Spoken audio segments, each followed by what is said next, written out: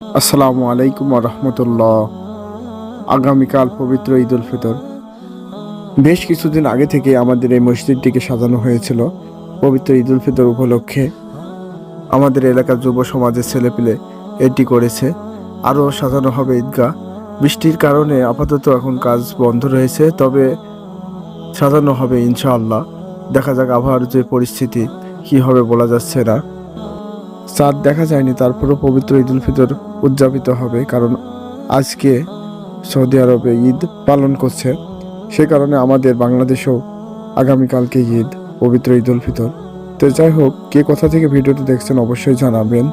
আর আমাদের এই মসজিদটি কোথায় অবশ্যই কমেন্টসে জানাবেন।